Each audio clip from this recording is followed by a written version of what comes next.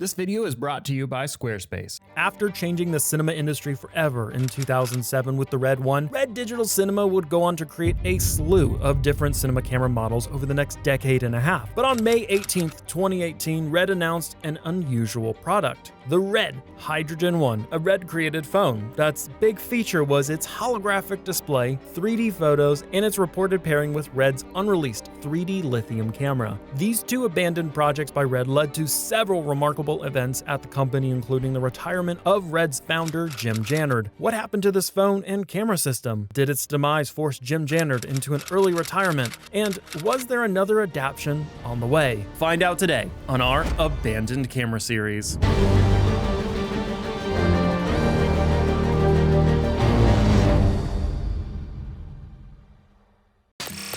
The Red Hydrogen One was announced in 2018, but it was not a new concept to Red users who had heard about it all the way back in March 2014 when someone on the infamous Red user forum posted a link to a trademark for Red in Australia that revealed the name Hydrogen to be an up-and-coming project Red was working on. The interesting part about all of this coming to light was that about 7 months prior, Jim Jannard, in a thread called My Final Post, had said that he was taking a step back from the company and out of the limelight and would be working behind the scenes and letting co-founder Jared Land take his place. Fast forward to April 28th, 2016, and Jannard seemingly came out of the shadows with a teaser of an announcement that was coming soon, saying, "I've been off the grid the past couple of years working on the next mind-numbing invention. It is the biggest project for me ever. Can't wait to share." Also saying on the Facebook post in June of 2016 that this is the single most important thing I have ever worked on or been involved with. And finally, the day came on May 18th, 2018 to show off this revolutionary new product to the world. It's a great night. I've been building products all of my life.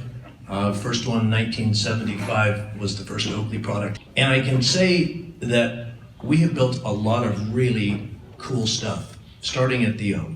Then with Red, when we were a scam.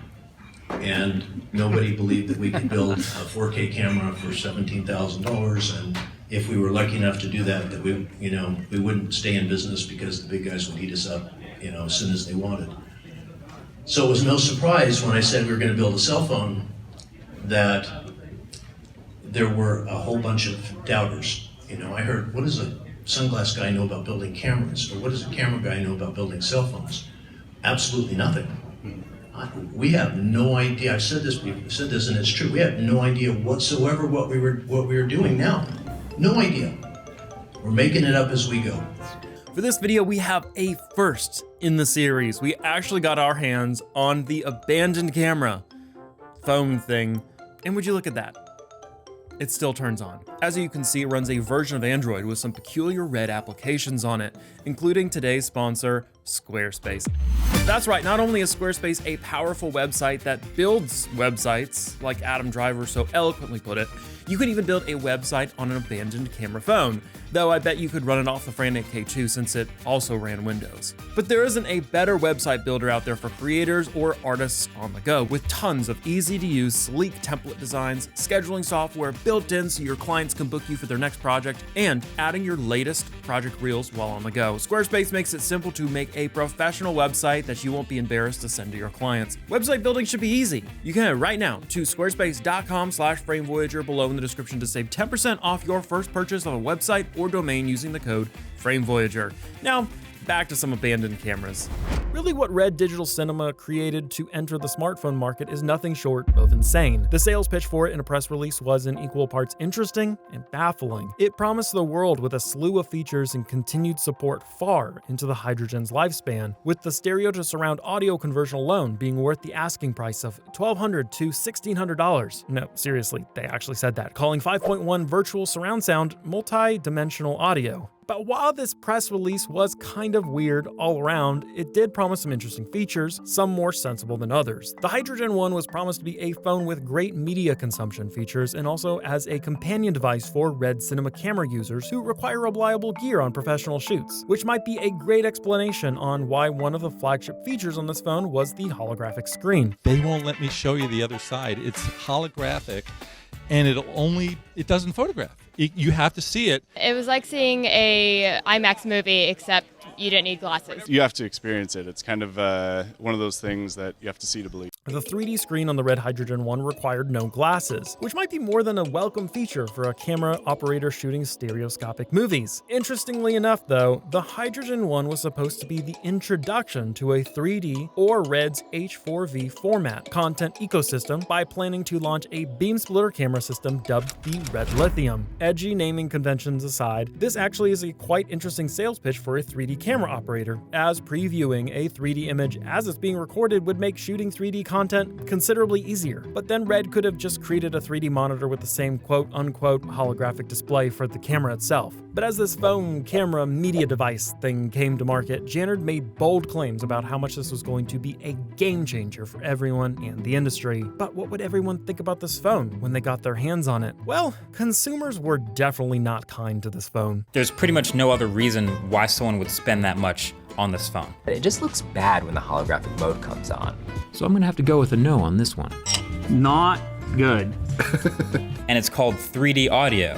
And when you toggle it on, it gets even worse. Raymond Wong from Mashable awarded the Hydrogen 1 the worst tech product of 2018. The review was scathing, making fun of the Hydrogen 1's alien design, lamenting the dreadful picture quality, which many other reviewers described as passable, with the only positive aspect of his review being the long-lasting battery life. The phone got premium pricing, but lacked much of the punch other phones in a similar price range put to the table. Raw photography and video are not possible on the Hydrogen 1 because of the Qualcomm sensor and not being able to pay enough for software development, despite supposedly being manufactured by a digital cinema company. And to add insult to injury, the cameras on the phone weren't even that special, nor were they produced by Red. In fact, Red and the Hydrogen 1 team were completely separate, having no idea what was going on with each other, so there was no cross-connecting or anything special that really connected these things to Red besides the emblem on the phone. But Red supposedly had a secret weapon. No, not the cinema camera, the promise of future modules, especially geared towards filmmakers, enabling the phone to capture images and movies that could even compete with cine cameras, of course according to Red. This brings us back to the Red Lithium we touched on before, and let us address these mysterious exposed connector pins in the back of the Hydrogen 1. Red had big plans for this phone, which were never fully realized. Red partnered with a company called Lucid, which specializes in stereoscopic and VR content creation. After the launch of their crowdfunded 180-degree camera, which came with an app that could seamlessly stitch the stereoscopic image together for its 2D view, Red must have thought that Lucid was the company to ask in order to make this functionality of the Red Lithium happen. It appears as if the Lithium 3D camera was designed specifically with the Hydrogen 1 in mind. The phone would be connected and held behind the camera. It could have brought significant improvements to 3D creation workflows. Presumably where the bulk of Lucid's work lied was in the software development, as the Lithium was said to use their 3D fusion technology, which meant that they may have been asked to create some form of control app that could be used for the H4V screen the Hydrogen 1 sports. The Hydrogen does support 4K video, and much, if not all, of the video processing could be handled by the phone itself. At first, the Red Lithium was speculated to support 8K video and 4-view captures, but later it was disclosed that the system is comprised of 2 4K cameras instead of 8K cameras. The Red Lithium is one of those mysteries around Red, as we barely have any information on the cameras themselves. Were they supposed to be regular cameras, lightfield cameras? No idea, and we may never find out all the details unless an insider would like to, send us a message, or maybe a Red Lithium camera. That'd be great. Not only that, the promised modules that were supposed to come in 2019 that promised interchangeable lens mounts or extra battery packs disappeared. Kind of a bummer. Going back to the holographic display though, the marketing around it can seem a bit misleading when first looking into it. What many would expect from a holographic display would be something akin to the looking glass screens which display content in full 3D, meaning that at any angle, the 3D view would change. The Hydrogen 1 3D screen was powered by a company called LEia. LEia is an awesome company where we're making magic with physics. We basically have this technology that gives any screen the almost magical ability to switch from their 2D operation to 3D.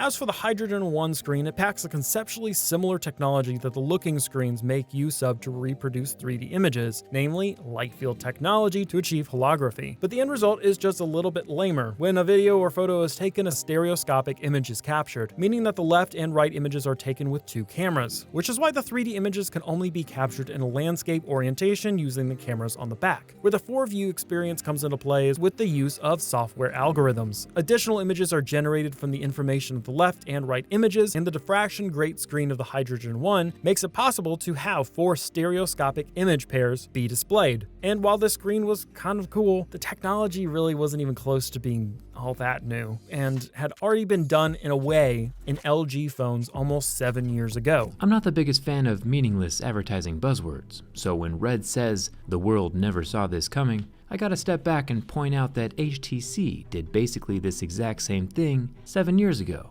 7. Back in the year 2011, holding both phones side by side shows the exact same 3D depth effect going on with each screen. We get the same shifty pop with both images. So, the phone did some interesting things, underperformed in many areas, and didn't have the best camera hardware and software in the game by a long shot, which honestly is kind of expected from Red to deliver on. It would have made sense as well. The average consumer would assume that a digital cinema company could easily manufacture the greatest phone cameras in the industry, especially with it being priced around $1,200 to $1,500. But things did not go well, and what made everything worse and considerably more cringeworthy are Jim Jannard's cryptic and somewhat sour-sounding H4V forum posts. One that comes to mind immediately is this pithy response to reviewers misunderstanding and generally disliking the Hydrogen 1, titling their reviews obsolete after a good month of software updates. Looking through the updates he listed off though, no doubt the Hydrogen 1 was fixed, at least to some extent. But what the post glosses over is that some of the limitations and drawbacks of the phone can't be patched. The hardware was slightly outdated on release, the screen resolution still will be significantly reduced when turning the lightfield 3D mode on, and leaves visible pixels when it's turned off. And many that hated the bulky industrial design of the chassis will, not be able to see just a magical weight reduction, size reduction, or decrease in handling fatigue after downloading an update. If only things worked in this way. Maybe this just wasn't a vanity project for Jannard. Maybe this really was a product that he believed to be a significant revolution in the smartphone market. But in the end, when a product is as expensive and hyped as the Hydrogen 1, people will judge the thing for what it is. A product, a daily driver, and competition to the titans in the industry who also charge sky-high prices but at least somewhat deliver on their promises. And these emotional forum posts calling reviewers of a product obsolete only make things worse, and it all led to an inevitable conclusion. Even with the talk from Red about the next iteration of the Hydrogen media systems, the project would be scrapped and abandoned by Red in 2019. This was also likely the final battle Jannard would fight as he quickly retired, reportedly due to health concerns, as Red abandoned this project in 2019 at the same time, only a year after it was released. Jannard said, "I've spent the past 45 years building inventions wrapped in art. Just now turning 70 and having a few health issues, it is now time for me to retire, and I will be shutting down the Hydrogen project." And while I think we can all say that Red was just a couple years late getting on this product, especially with the price point leading to its abandonment, the more interesting question is, was Jannard forced out after this failed product release? And let me just say this, while we give Jim Jannard a ton of criticism on this channel, we admit that he was nothing if not a brilliant businessman in his own way. What he accomplished with Red and in the cinema industry at the end of the day set the course for the future in all the camera tech we have at our fingertips today. With that being said though, while it would make sense that he would be forced out of the company after such a disastrous product launch, I think it's much more likely that he was already ready to be done, like he mentioned in that post back in 2013, saying he was tired and ready to fade into the background with his reputation intact. While I believe he brought some of this criticism on himself just by the culture they created early on at Red, it's still a reasonable question to ask whether or not Red would have made it, or if the digital cinema industry would have been what it is today without Jim Jannard's drive, determination, and rebellious nature. We all owe a lot of what we do today to Red and Jannard, even if we don't all agree with everything they've done as a company. Jannard still deserves a lot of respect for accomplishing what he did with Red.